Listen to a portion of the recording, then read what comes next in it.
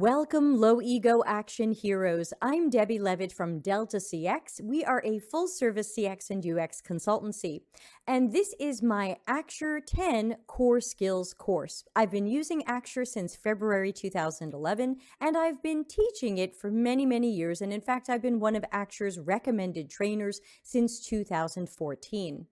This course is designed to take you from super Axure newbie or Axure afraid all the way through to confident intermediate. So if you've landed on this one video, there are many, many others. Please check our Axure lessons playlist for a lot more videos about using Axure. The Delta CX YouTube channel has over 500 videos on it as of when I'm recording this in December 2021, and I hope you'll subscribe and join in some of our live streams.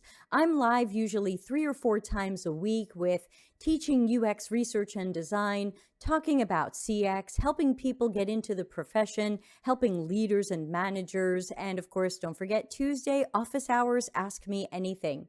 So subscribe and hang out here. So thanks for being here. Please subscribe and let's jump into that next Axure lesson.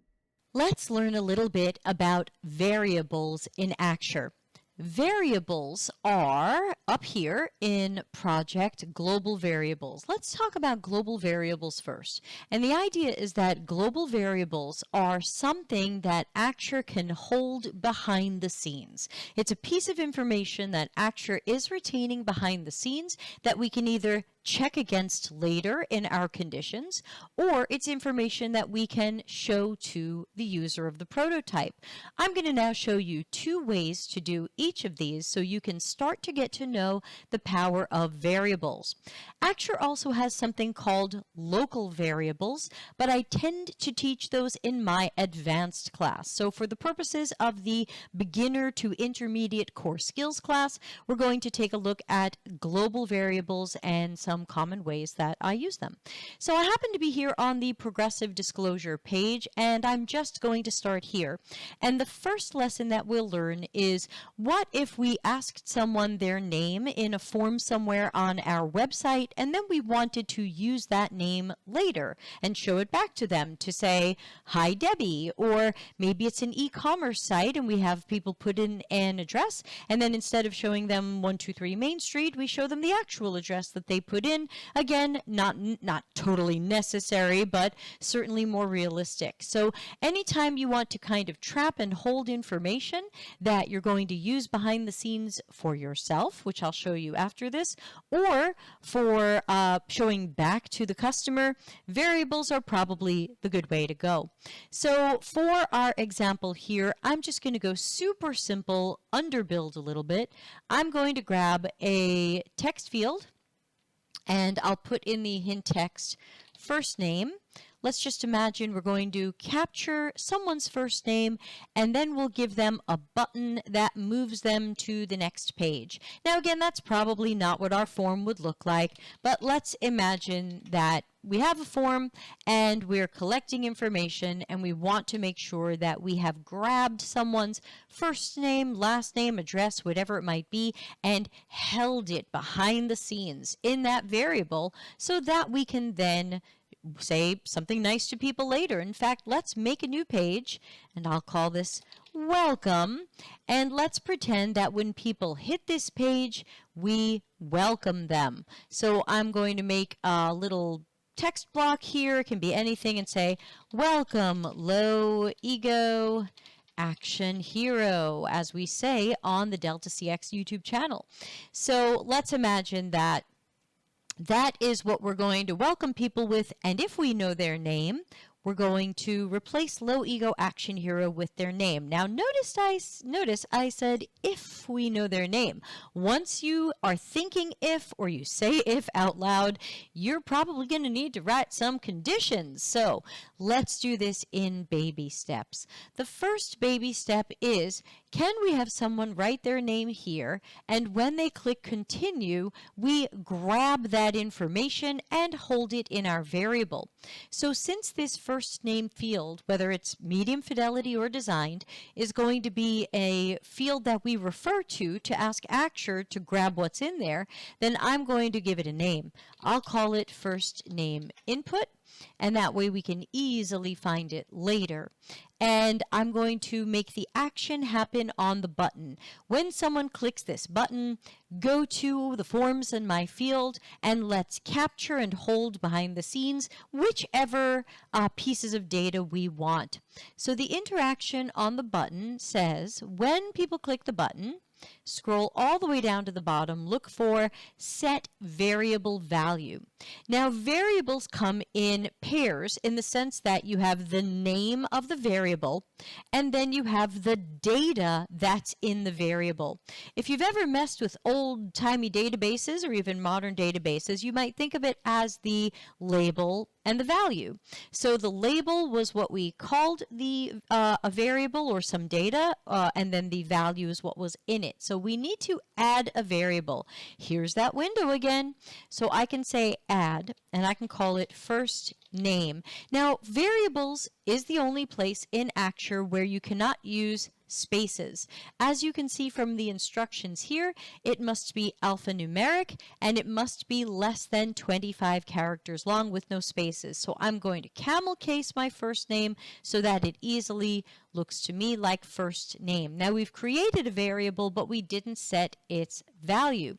So let's click back here. Let's say this is going to be the first name variable. Now, we did a similar thing to this when we built our Monday, Tuesday, Wednesday drop list. We said, hey, Axure, can you just write over here whatever this widget says? We can do the same thing here. We can say text on widget. Hey, Axure, can you go over to the first name input? Can you find whatever is written on the first name input, aka the text on the widget, and can you drop that in the first name variable? So we can baby step test this. And in order to test a variable, we're going to have to use our console because when information is being trapped behind the scenes, it's really hard to see, did Axure grab it correctly or not? So we have to look at the console. Notice the console now has a first name variable and it is blank. Every time you refresh your page in Axure or freshly load your prototype, all of your variables are going to blank out unless you've given them a default value back in that global variables dialog. So if I say my name is Debbie and I click continue, then we can see we have success here. The first name variable now says Debbie. And again, it's a global variable because it is global for the file. If you open a new file in Axure, these won't be there. But throughout your file, across pages, panels, components, this information will be held behind the scenes so it can be used in different places. So now how do we get from there to the welcome page where we say, hello Debbie, or welcome Debbie instead of welcome low ego action hero? Now, where some people get confused here with Axure and hit a bit of a wall is they expect that we can write something in the interaction that says, okay, I want you to go to the welcome low ego action hero text, which is over on that other page, on the welcome page, and make it say a thing. But if you'll notice, the only widgets I can control are the widgets on this page. So it's a bit of a mistake to imagine that we can write an interaction on this page that changes something on another page. Now, we can still create that change. It's just going to take a couple of extra steps, and I'll show you how as part of this lesson. But my first lesson to you is be careful because you cannot just say, yeah, there's this thing happening on this other page and go write something there. You can only affect what's happening on this page. So really, all we can do is capture our variable and move everybody to the welcome page. And from there, we can make things happen on the welcome page. But there's another mistake that when I was first learning this technique, it was a mistake I was making and I couldn't figure it out. And I finally had to ask Axure support, what am I doing wrong? And of course, once they told me, it was like, oh, so obvious. What happened was I had written these in the opposite order. I had said, all right, when people click this button, send them to the welcome page and then grab from the first name input their name and put it in the variable. I didn't realize that the order of this mattered. Of course, once I learned it, it was so obvious, but it's a really common mistake to make. So remember, we can't do any interactions that have to do with a page we're no longer on. So if we leave this page, which is this instruction right here, we can't then have any instructions to Axure that have it do anything on this page. We left the page. We're done. If you have an open link, there shouldn't be anything that comes after that because you left the page. So this is where order does matter, and you want to make sure that everything that still needs to happen while we're on this page happens here, and then you can leave the page. So in that case, we can baby step test this, and we want to make sure that we are capturing my name and moving to the next page. So let me type my name in. That would help. There we go. And now this didn't change yet because we didn't write any interaction relating to that, but you can see even though we're on the new page, we are still holding behind the scenes my name. So let's go back to the previous page and let's keep building. Now we're pretty much done for this page. We have to imagine that everything we meant to do on this page has happened. Whatever information we meant to grab, we got it, and now we're going to move to the next page. So over here on the welcome page, we can now write some interactions that can replace this text with the name if we know the name, which means if condition. Now, some people tend to write on the onloaded state of this particular widget.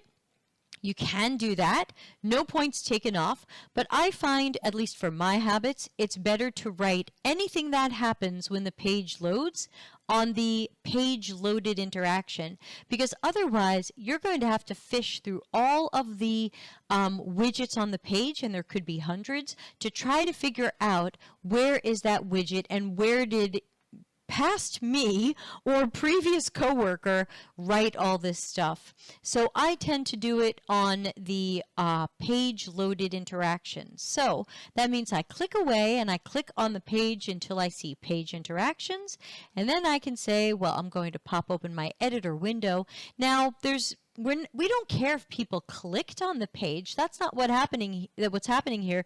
We say, hey, Axure, the page loaded. Now we want you to do something.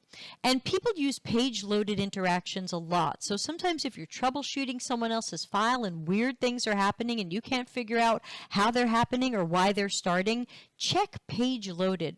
So in this case, we're going to say, hey, Axure, when the page loads, I need you to set some text. I want you to set it on the welcome message, and I want you to write their name where this exists. Now, we are going to have to drop the variable where the name is. Now, how do we do that? We sneak into the functions sub-dialog box, or whatever you want to call this. I take out low ego action hero, and I drop in global variable first name. Anything that is coming from Axure behind the scenes that is either a variable or what Axure considers a function, which could be math, and we'll look at some other functions together before core skills is done. You'll always see bracket, bracket. Brackets at the front, brackets at the back. And that helps Axure know this isn't just the word's first name, this is the function or variable first name. So we're going to drop welcome first name here because the page loaded. So just because the page loaded, we're doing a thing. But we need to see this process through, which means we need to start here and see it through to the next page, because every time we refresh, notice that we have blanked out our variable. So I'm going to write Debbie, I'm going to say continue, and it should say welcome Debbie, because again, we told Axure when the page loads up, replace the low ego action hero with the person's name. Now, if you stayed on this page and you hit refresh, you would blank out the first name variable. What would Axure write here? Before I tell you, what do you think would happen? If we taught Axure, drop the first name variable in here, and I'm about to make the first name variable blank, That's right. So we don't want welcome blankness. That means we're going to need to write a condition. So I'm going to go back to our previous page because that is where, when we do our baby step testing, that's where the action's going to start. So let's think about how we need to add a condition to this. Hey, Axure, we only want you to change the welcome low ego action hero text if we know the person's name. And how do we know if we know the person's name? Because the variable isn't blank. I'll show you two ways to write that condition, and they're both good. No points taken off. You pick the one that you like better. So if first name isn't blank is just a reminder to me of what I'm doing here. And now we have to write that condition. Axure guesses at the condition. Hey, do you want something with this widget you have here? No. We're looking at our variables. We're looking at the value of our variables. Which variable? The first name variable. What do we want to know? Well, we want to know if it isn't blank. Now, we did that earlier in another lesson. We said does not equal, and then we can select all here and hit delete, and you can see it down here. If value of the first name variable does not equal blankness. If it does not equal blankness, that means we got at least one letter, number, or character, which means we then want Axure to see this through and do the action. That means if the first name is blank, Axure will not do this case and nothing will happen. So let's take a look at that, and then I'll circle back and show you the second way you can write that condition, but let's baby step test this. So I will say Debbie, continue, welcome Debbie. Okay, now if I hit refresh, I should see the original message because Axure did nothing because the blankness of the variable made the condition fail and then Axure didn't do the action. Refresh. There you go. And if we want to see how this works, we can always start our trace and do a little bit of our watching behind the scenes how Axure does this. So I can type in here and I can say continue. And Axure says, hey, I did a bunch of stuff. Check it out. First, I did click or tap because you clicked or tapped on a rectangle, which was the button. I set the variable value, and I opened a link. Then the page loaded, and I saw that first name wasn't blank, so I ran this other instruction, which was to change what this text said. Now, if we do the same type of thing, and we start on this page, and we refresh and blank out our variable, and we say continue, Axure says, okay, look what I did. I grabbed the first name into the variable. I moved to the welcome page. The page loaded, and then I did nothing because the condition wasn't met. So I left the name the way it was. Let's take a look at the second way to write that condition, and then I'll also show you another way to adjust the text. So let's go back into this. Let's take a look at this condition. So this is one way to write it. Is the value of the first name variable not equal to blankness? That means there's something in there. That would work. But there's another one that would work, and in this case, equally as well, which means you could choose either, and they're both winners. Back when we talked about conditions, I talked briefly about length. Length it sounds like it means pixels and distances and widths and heights, but in the case of Axure, lengths of widgets and lengths of variables are not distances or pixels, but they are numbers. The length of the variable is actually how many characters are in this thing. So whether that's how many characters are in our variable or how many characters are on a particular widget, we can ask how many characters are in the first name variable. We want that number to be greater than 0.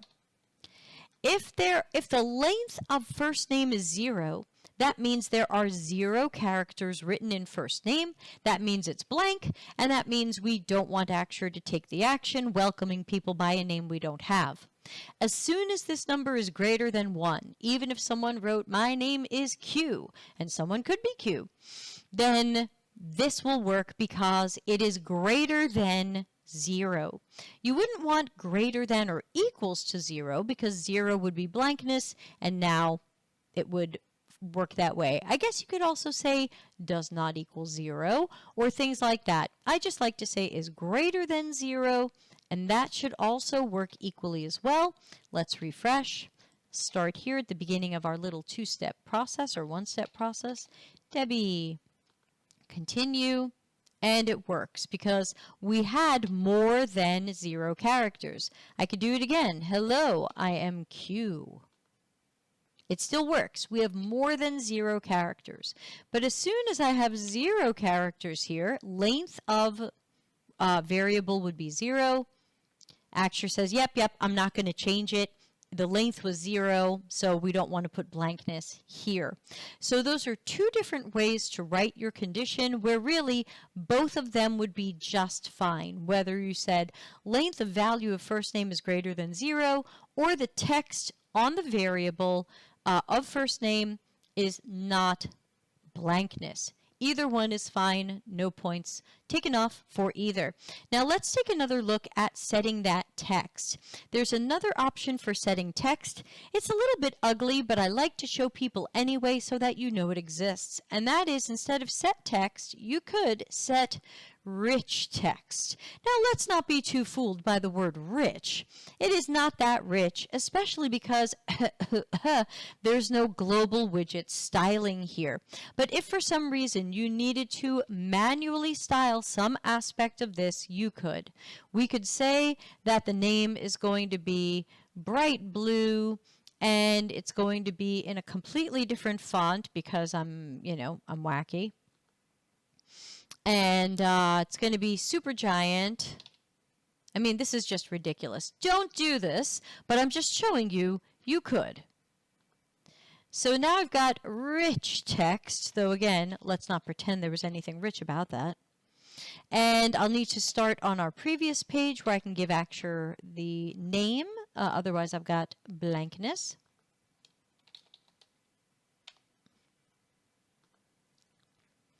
There we go. Now, the common mistake that's made when people start playing with rich text is they forget to include the brackets. So notice again, when I go back into the rich text editor, notice I didn't just style the word's first name, I styled it with the brackets because to Axure, this is one unit. The brackets and everything inside it are one unit. So you want to make sure that you have also styled the brackets as well as the name of your variable. That would be the best way to go.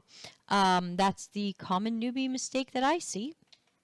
So again, we can take a look, and obviously without, when I just refresh and it's blank, then we've got that. Now I'd like to show you another way to use variables, again using a two-page kind of process. Let's imagine that we also ask people something else. Let's imagine that we're also asking people, let me just grab a little font over here, and I'm going to make this ugly, disregard how it looks, and just stick with me on how it works. So let's ask people, let's assume at some point we know that they have a pet. Which pet do you have?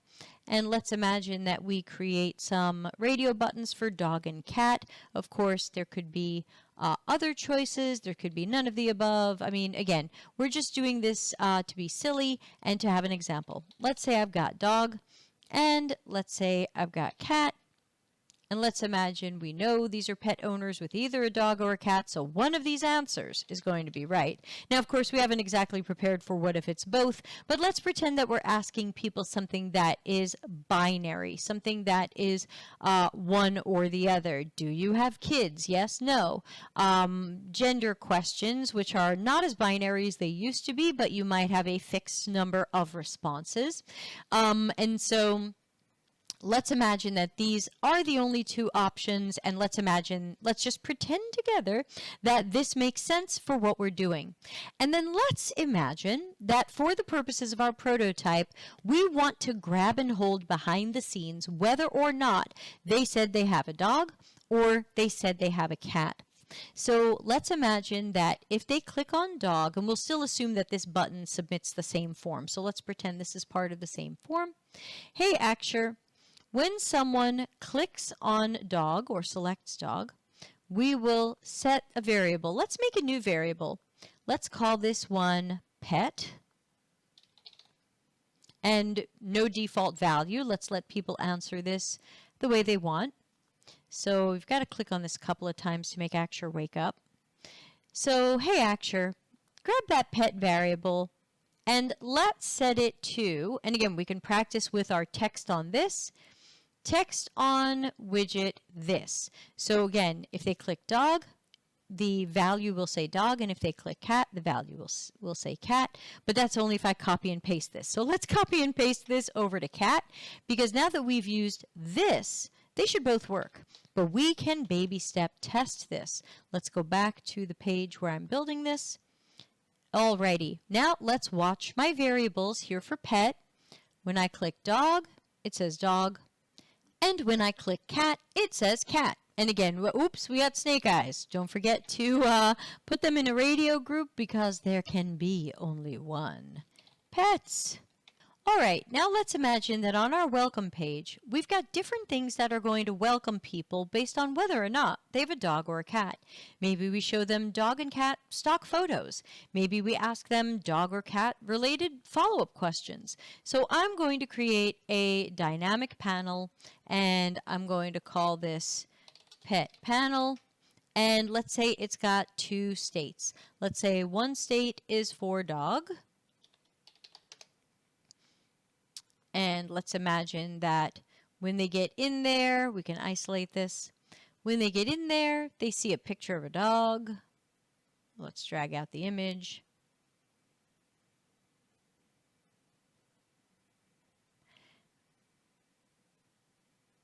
And let's imagine that's a picture of a dog. And let's imagine we've got some text next to it. And let's just write something cheesy for the purposes of learning. Woof, have a great day. Okay, that's pretty awful looking, but just stick with me on this. And let's imagine that we have another state, and this could be the cat state. So of course what we're going to do, is we are going to make sure that when people arrive at the page, we show them the panel that makes sense for whichever thing they said they have. So that's why it's going to be good that we grabbed that information behind the scenes, and now we can bring it to life here. So this wouldn't say woof, this might say meow, have a great day. Or for fans of my YouTube show, meow, meow, meow. And so here we go. So by default, the panel shows dog, or it could show cat. So again, these are states of the panel, and we can say, hey Axure, when the page loads, there's something else I need you to do. I also need you to set the panel state of the pet panel to cat if our variable says they have a cat. So let's, oh, sorry, that doesn't belong here. That's not part of, okay, so what mistake did I just make? Let's take a look for a moment. I accidentally added it as an action to the bottom of if first name isn't blank. And you know what? This isn't about if first name is blank or not. This is about, do people have a dog or a cat? That means I need a new case. If cat.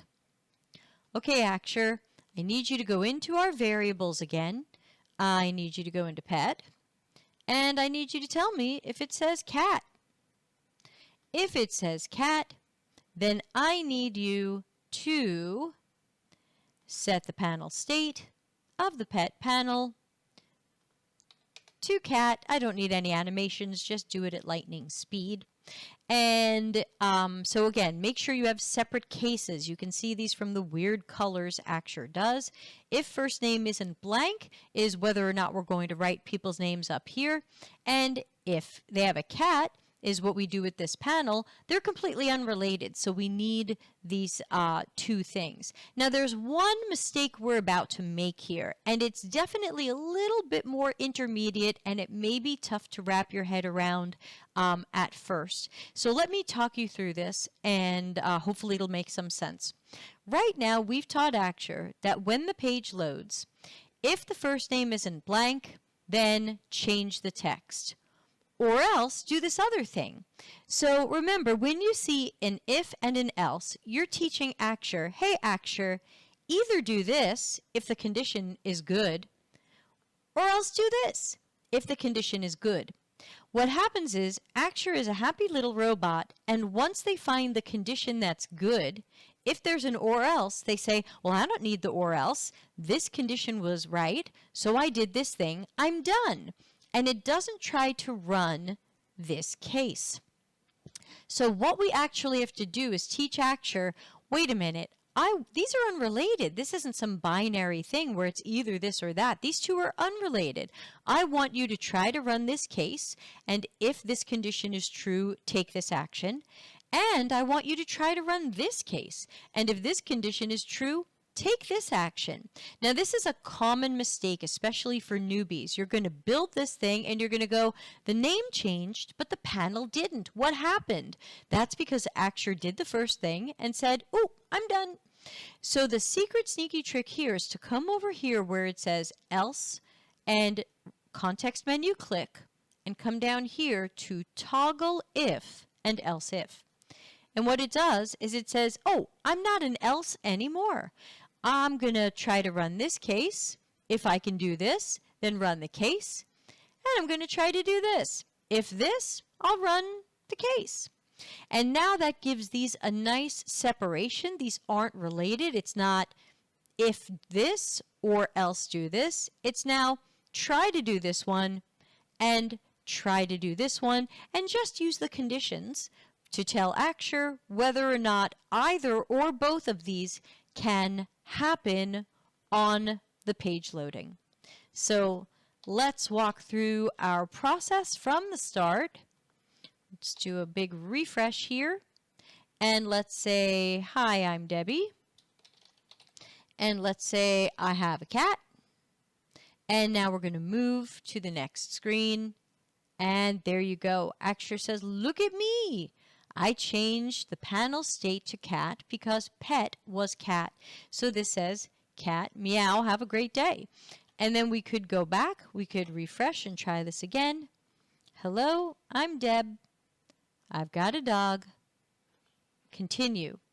Now, Axure, the dog state of the panel was the default, so we didn't have to write a case that said change this to dog.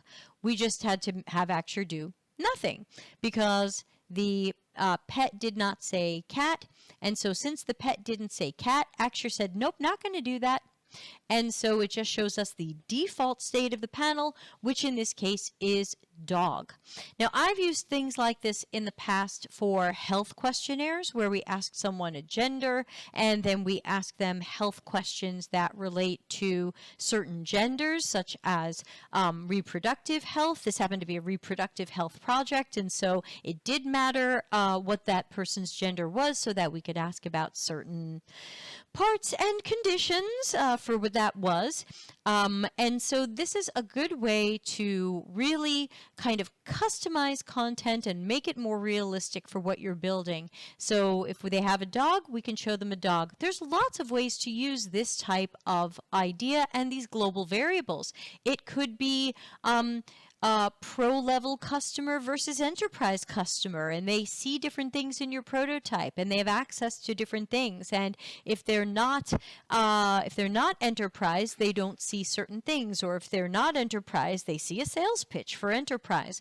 You can really go wild with this kind of thing and writing these conditions at page loaded by saying, okay, if our customer type is this, then show or hide this, or if our customer type is this, then change this dynamic panel to this marketing message. So you can make it much more realistic. And again, dynamic panels and variables are some key places where Axure really shines and really stands out from a lot of other tools, because you are building something that can be as realistic as you want to make it, down to different content based on information we have on people, down to different marketing messages or things like that.